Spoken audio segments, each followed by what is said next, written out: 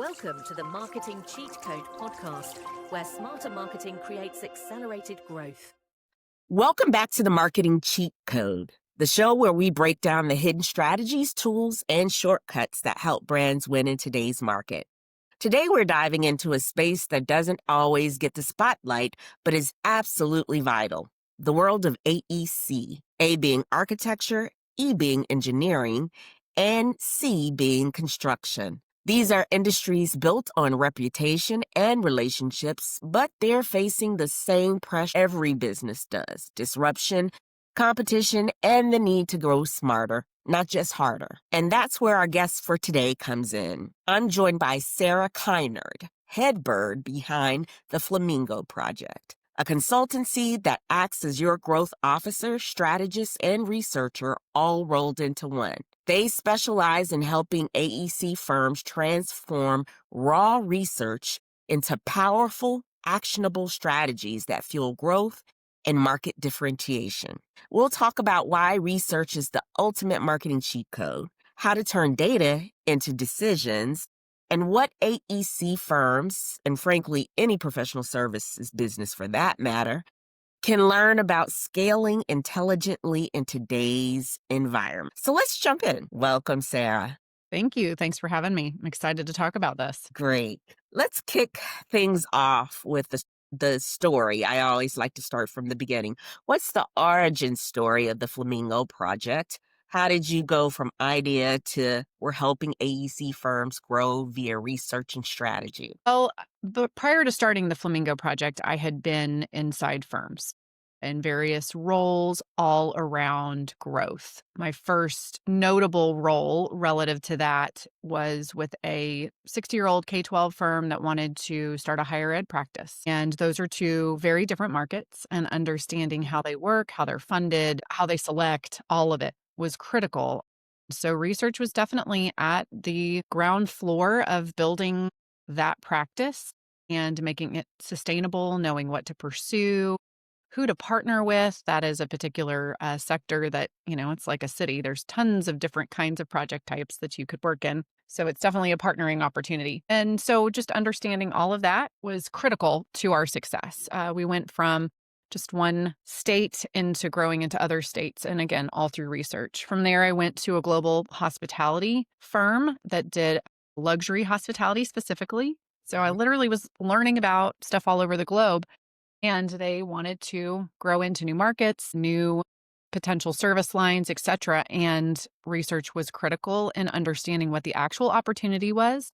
And I think what's critical about the research examples of those two is it wasn't just what's the market growth for this particular thing. It is what causes it to grow, what areas of it are growing, and who are the partners and the broader AEC ecosystem that are critical to this particular market. So it isn't just stats and, what's the compound annual growth rate of XYZ. It's really understanding what causes it to grow, shrink, contract, and change. So I started the Flamingo Project, and that's what I do with lots of different firms. It absolutely quenches my thirst for learning and information, and I love it because I can look at the same piece of data or the same problem that a firm is wanting me to help them solve in the same area, but because of who they are and what they come with, I see it completely differently than if it was, doing it over and over again. It's not doing the same thing over and over again. Why? So, Sarah, why is research not optional for firms in architecture, engineering, and construction? And why do many still treat it like it's a nice to have versus a necessity? So part of the reason why it's critical today is there are so many aspects of the market that shifts, and they can be invisible. Sorry, he's really... No worries. I just put my dog out. Door secured that time. Okay. Yeah. I'll start over with that answer. No problem. I have a dog that's hack and cough and loves to sit under me, and I'm like, he's going to. So we can start back at that. Yeah. The reason why it isn't optional anymore is that the markets are shifting in ways we've never seen them shift before. And they can be in underlying areas that we don't expect. What do I mean by that? An example that some people are aware of within like the K-12 market as an example, since I talked about that a minute ago, is do we actually understand what's happening with the birth rate where we are pursuing work? We may have heard nationally that it's declining, but is it declining where we are? Is it declining in the districts that we're pursuing? If it is declining, what is the opportunity? Because with consolidation comes opportunity. Are they at a point where consolidation is something that is on the docket? So understanding these things, these currents underneath our market are critical because our opportunity might be consolidation or it might be growth. It just depends on what is happening where you are. There's a lot of regionality right now in the market as well. We saw that happen particularly once COVID hit.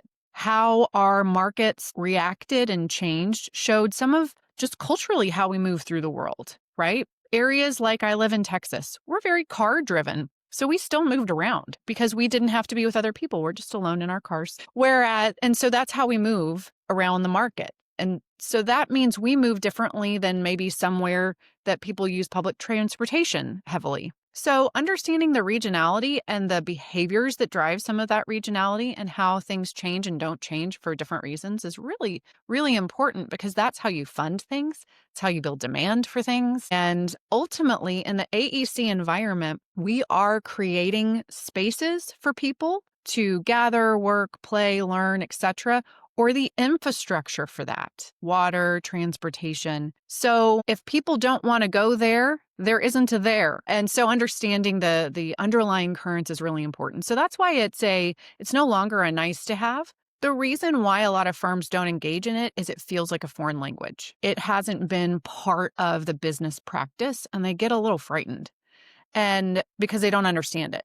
They see things like compound annual growth rate and they go, that's enough. Well, it isn't. And here's why. We just talked about that.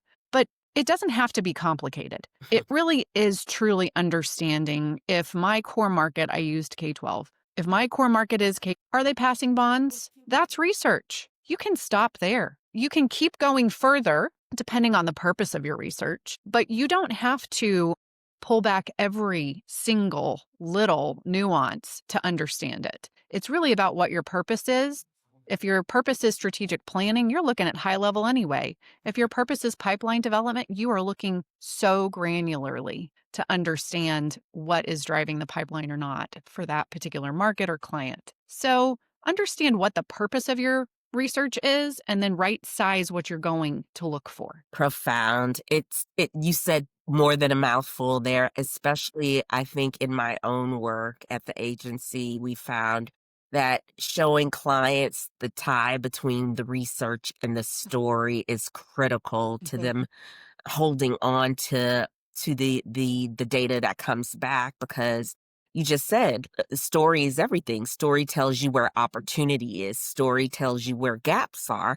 Story regionality tells you the why of, why things are happening. So very, very good intel, Sarah. You're working in a sector that traditionally leans on relationships, reputation, and legacy. What's the hardest mindset shift you face when trying to introduce data-driven strategies there? Interestingly enough, when people reach out to me, it's because they're curious about data. So I don't get a lot of pushback. When I talk about research, whether it's at a conference, I'm speaking, or I'm just speaking with someone that I don't know, and they ask something similar to that, I say, do you understand the value of that relationship? That's the data piece to relationships that a lot of firms aren't unpacking. And what's really cool is it's data you have.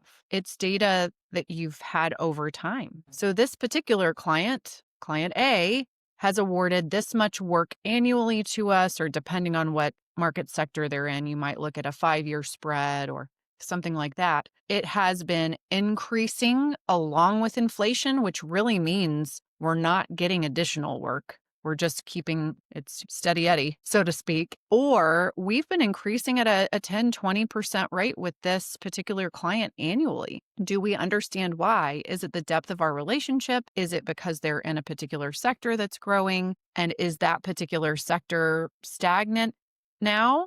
Because we will probably see that happen in our relationship financially with them. So I like to say, do you understand the value of the relationships that you have? Because they are your currency moving forward, and they are the health of your business moving forward. So you have data and you can understand that pretty easily. And then do you understand what you might be missing out on based on the relationships either you've let go or you've chosen not to pursue? So when you turn it around to the story is the value of relationships and that there's data to help you understand the value of those relationships, it celebrates relationships. And that is critical in our market. Relationships are critical and reputation is critical. Walk me through your process. How do you translate raw market research into actionable growth strategies for your clients? Sure. So it's really important, like I said earlier, to understand the purpose of the research. So sometimes firms come to me at strategic planning. So we are really focused on the big high level trends. If they're, a designer, then we're looking at what is impacting design decisions or how can design decisions respond to these trends. We're also looking at regulatory changes that are going to be potentially impacting them, among other things, right? So that's really high level. And those are ideas that may have data that goes along with them. When we look at demographics, we have data. When we look at rooftop growth, we have data. But some are really ideas. How is AI shaping higher education, as an example? It's an idea and it's looking for the conversation threads about how it is shaping. That's the kind of research that we want to do because it's for a strategic plan. So that's the purpose. So it's definitely storytelling and finding the threads. And then where we have actual data sets, we can see those and visualize. We are a visual people. So whenever we can take something and visualize it, we are translating it in a language we all understand. We love heat maps, don't we? We love a heat map. They're great. They're great because you understand if it's red, it's hot. And, in the kitchen, that means don't touch it. But in the case of this, that's hot. We need to look there. We need to understand why. And heat maps can put together multiple data points to help us see that. So for strategic planning, we're really telling a story and visualizing some things for people. Again, I'm going to jump all the way down to pipeline development, which is a completely different thing because now we're really tactical. So maybe we've already identified that where we want to grow is in a particular sector because we've got a new sector leader. We've already made that decision. So now we want to understand sector and geography. And we're potentially going to go in, and I just used higher education, so let's do it again. We're going to go in and we're going to look at capital improvement plans, and we're going to look at when the last strategic plan or capital plan at the private universities were. We're going to understand enrollment trends. How is the change in the financial aid impacting that institution? What's the share of students that leverage financial aid? Are they going to see a decrease over time? We're going to look at a number of data points to understand the general health, along with what are they planning to do that we can see? And who are the decision makers? Who's our competition? And who could be our partners or our allies within the AEC universe? So we're going to get really tactical to make sure we understand overall when we're looking at 20 universities, which ones we should focus in on because there's some data to tell us that this one's probably not going to be on the enrollment struggle bus like this one. And so let's go there first. And they've got a healthy capital improvement plan. And then what's the landscape look like? So we're getting really tactical so that our BD people, our sector leaders, whomever can go in armed with intelligence on what the priorities of that institution are and, again, what they say their plans are. So my process is to really understand what we're trying to do. And that's critical because you ask a different set of questions based on what you're trying to do. And that means you go and you seek different things to answer them. So I like to tell people, make sure you formulate, if you don't know what your purpose of the research is yet, that's okay. You've got questions. Otherwise, you wouldn't be talking about it. Start writing down your questions because that's what you're doing is you're answering questions with research. And then a professional like myself can see that list of questions and understand this is what we're doing. So start with questions. And then we find the sources that can can help answer those. So my process is to understand what we're doing, why, and really start answering the right questions. That way we right-size the research. We answer the right thing. That's good. So the biggest mistakes then, because you said ask the right questions, I'm assuming, what are the biggest mistakes firms make when commissioning or interpreting research is they ask the wrong ones? Absolutely. Or they ask them way too broadly. I get a lot of questions about where do you see this market going? Well, I'll use data centers. We're all talking about data centers. We've been talking about data centers. Well, guess what? It's growing. Where? Okay, we could talk about that. But why are you interested in data centers when what you do is vertical construction? I'd like to understand why, because there might be a really good why. That's not me challenging it. I need to understand why, because if you tell me that it's because you work with a science and technology company that does semiconductor chips, I'm going to say that's neat. They use those over there, right? But I'm not sure how that's going to translate into the market. Help me understand from your perspective. And so sometimes it's just even educating how the market works. A lot of firms who do vertical construction have never actually heard of engineering procured construction, EPC. That the decision maker and who the prime contract is really different than in a developer, typical vertical construction developer project. So if it's an architecture firm, they may think that they're going to drive that contract and they're not. So sometimes it's just educating even on what the market is, how it operates, how it works. So one of the biggest mistakes is they hear the hot market and they say, we want to know all about it. We want to understand how it's growing, where it's growing, and all of that. And I say, but is there a why for you there? Let's stop there. So I get a lot of boiling the ocean, or people hear something and think it's interesting and want to know about it, but immediately jump to how do we get in it instead of should we get in it? It's good. So then I would assume for sake of your go, no go marketing decision framework, you take that data or that output and decide when to green light versus kill a marketing path. We do a lot of scorecards when we're getting to the point about decision making, because ultimately this should get to decision making. Otherwise, it's just an idea. So I'll use the data center example. Should we go into data centers? Okay, so here's how the market works. Are you still interested? Here's the information about how it's growing. Here's the potential share that ultimately could go to your discipline. Who's the competition? Who are the end clients, right? All of this information. And then we really scorecard based on who your company is, who you want to be, who you say from a values, a vision, and all of that, who you want to be is critical when you're looking at a completely new market sector. Do you have the people to do this, or will you need to hire? And once again, is that who you are? There are a lot of companies who say no. That's the first no, right? So we have a lot of one of my clients calls it kind of gates, where we look at something, we evaluate it on the scorecard, right?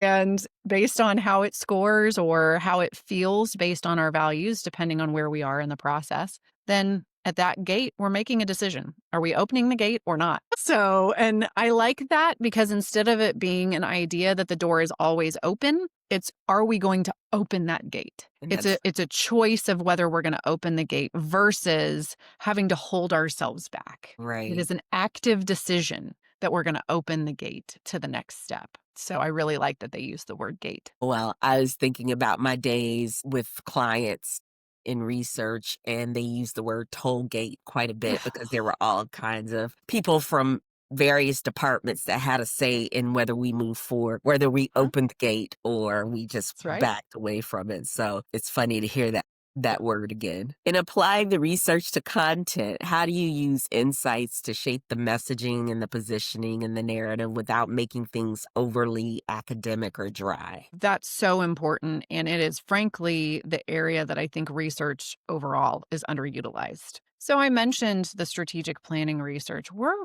looking at a high level about what's going on, what's driving it, what the pain points our clients have, all of that. Why wouldn't that turn into content? Why wouldn't you take that and repurpose it in your pursuit write-ups? You've spent the time, energy, and effort to truly unpack the future of And the the money. market. Yeah. That's right. And the money to unpack the future of the market. Why wouldn't you now take that and say, we've learned what matters. We've learned about the future of this. Why wouldn't we now do a content campaign around what we've learned? So I'm really passionate, if you can't tell just how my tone changed, that Okay. this is such an underutilized area. And our marketers at every level, our business developers at every level they are reading things that can feed into this. And we don't necessarily have the process and the right feedback loop to gather that in our firms, particularly when corporate communications is over the broad messaging and pursuit is in charge of pursuit. There's a disconnect between the two. And I'm a really big proponent of those quarterly get-togethers with your pursuit and your corporate marketing people, because they're hearing different things and reconciling that into where's our voice? Where does our voice need to jump into this versus not? Yeah. Let's give our audience an example. Can you share a case, no names needed, where your research uncovered something counterintuitive that changed the client's direction or saved them from making a huge misstep? A number of them. We all come with an amazing amount of assumptions that are wonderful because they are a starting point to either debunk or support. So I burst a lot of bubbles. It's an unfortunate part of my job. So, okay, a good story. One of the things in market research and growth when people are reaching out to someone outside of their company to do that work, they're usually looking for the next place to go or the next sector to go to. And depending on the size of the company, they want to replicate a market that they're in, a geography that they're in, or a sector. And that usually comes with a value. Well, we have lots of large companies. And so I will be called and they'll say, we want another Chicago market. Well, there's really only a handful of markets in the country that are capable of being another Chicago market.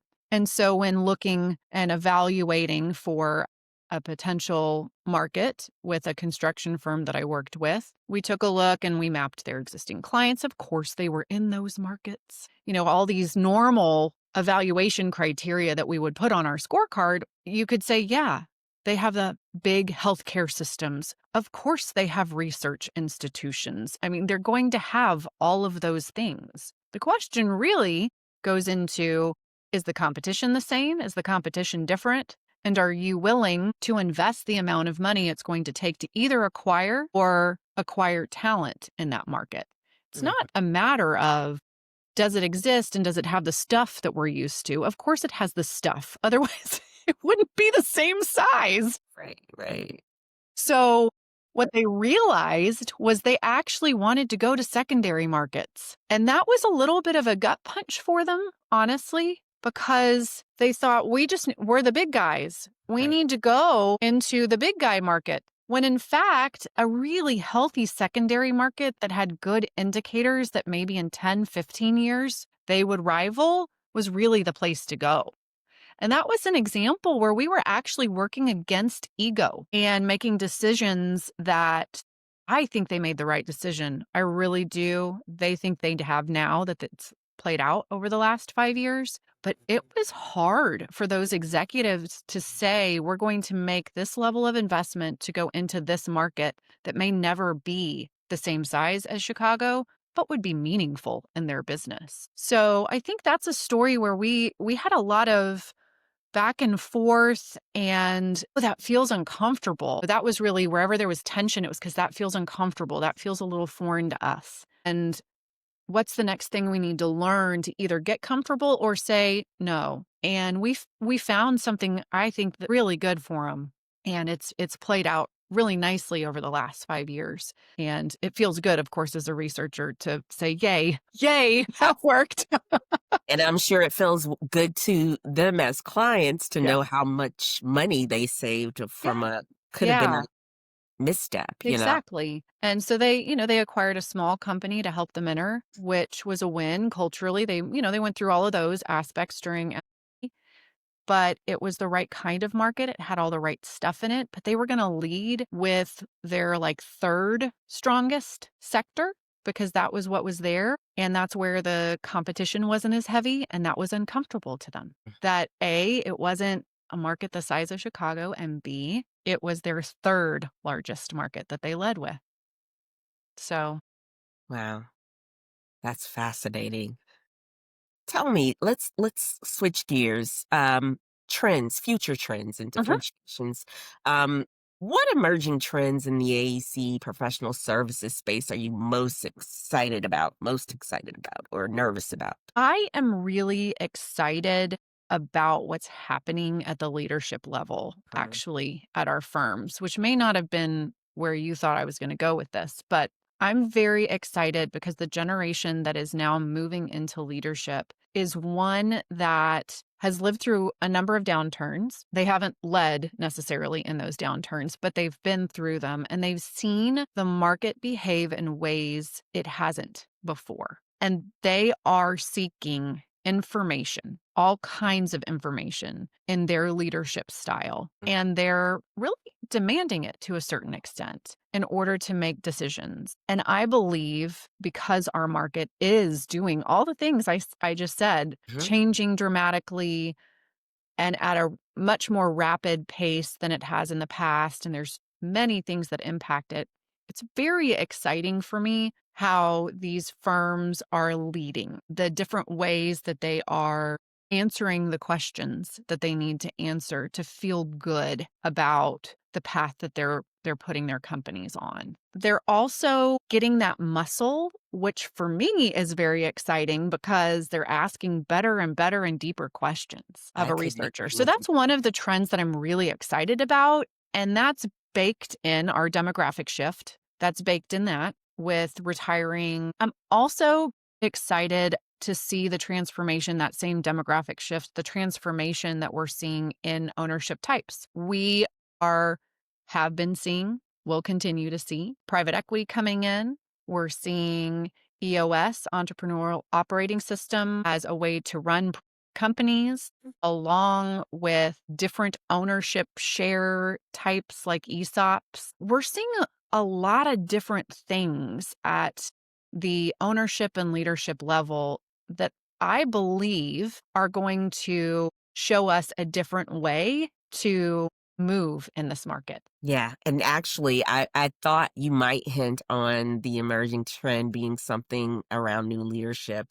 I know personally, Gen X and millennials have, they're shaping everything as it relates to the business playbook, as it relates to data tech strategy. So why wouldn't it be also even an ownership structure? So Mhm. it's fascinating that that is permeating across all Mhm. industries. Yeah. So tell me, how do you balance being visionary with being grounded? You have all these future facing trends you need to be thinking about, but you do have the today current client demands. How do you balance that as the head visionary? I am apparently inherently curious. I don't know how I do it entirely, Tracy. It's exciting when I hear something new and I say, I wonder how that works, or I wonder how that plays into X in our market. I'll use an example of a family road trip. And so I live in Texas. I think I referenced that. And we were driving out to probably Colorado, and we drove past Sweetwater, which hit the news because of all of the turbine blades from wind turbines that have been placed there as they've been retired, and there wasn't really a plan for them. And my daughter, who at the time was probably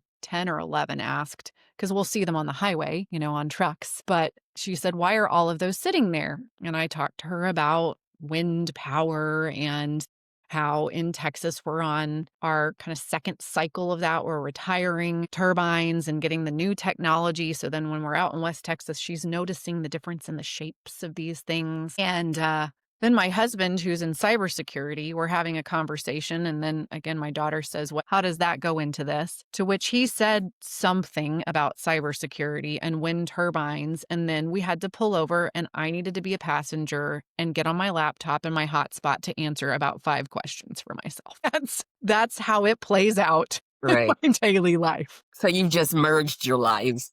Yes, we merged our lives, but we're on a road trip and my daughter's being curious about seeing something. And of course, I'm nerding out as my research self and how it relates to architecture, engineering, and construction. She's asking me about who owns it. I mean, the whole thing. And so we've got to pull over so I can get my laptop out and I can answer some questions for myself on this drive. Anyway, so that's it. Learning experiences. I don't know that it's a balance. It's really just that I see something and it's all a puzzle. It's all a puzzle. And I've got to understand the pieces and how they fit together. And if I don't, then I phone a friend, right? I mean, I know what I love about this industry is we're a team sport. You cannot do one thing alone. The architects do not build the building. The engineers do not build the building. And then you get to the builders, and there's a million different people that it takes to actually build the building. It's a team sport. So what I love about it is I have a question, and there is somebody to call who will pick up the phone and is like, I am so glad you are interested in the thing I do. Oh, it's my favorite part about the industry is there's somebody to answer your question. And I believe. Yeah. So I noticed you offer a lot of different resources on the Flamingo Shop and guides. How do you see self-serve productized strategy tools fitting into your broader service model? Well, I'm glad you asked that because we are completely rethinking that aspect of what we offer because we're overwhelmed with requests. It's wonderful. It's love so very much that people are thirsty for information. So what information is valuable at a high level without a guide? Because historically I have been their guide. And so it's really important to me that what we put out isn't just another report that hopefully somebody will be able to translate. Because not everybody has that translation power yet. And so that's something we're rethinking and we'll be launching into the new year, into 2026. Additionally, it's one of the things I want to make sure people understand when they buy reports, that they understand how to translate it. If there isn't translation built in it, I get a lot of people who will purchase a report and they come to me 6 months later and they say, hey, I bought this report and I still don't know what to do with it. That's so disappointing. It is because they've invested in it. Right. And depending on what the report is, they may have lost most of the value in that report because things have changed. So it's very important to me. And so that's why a lot of what we do is custom, but we are seeing the themes across our requests that are starting to align. So there will be some things that we are responding to as we see people wanting them. But, you mentioned earlier, how do we walk people through their growth strategies? That is not something that we can just productize. That is something that takes a lot of storytelling and translation, as I hopefully have illustrated. Where are your existing clients across the nation? Do you even understand that part? Because just because that area is growing, if your market doesn't really exist there, there's an uphill battle to go. So I don't want them to buy a report, see that it's hot and say, let's go. So it's really important to me that we're careful with that. Absolutely. And with the firm at your level, it's reputational, in fact, that to Sure be is. a product that the market is akin to and That's is right. actually utilizing it. That's right. Sarah, what's your secret sauce? What keeps you from looking like just another strategy shop or another research shop?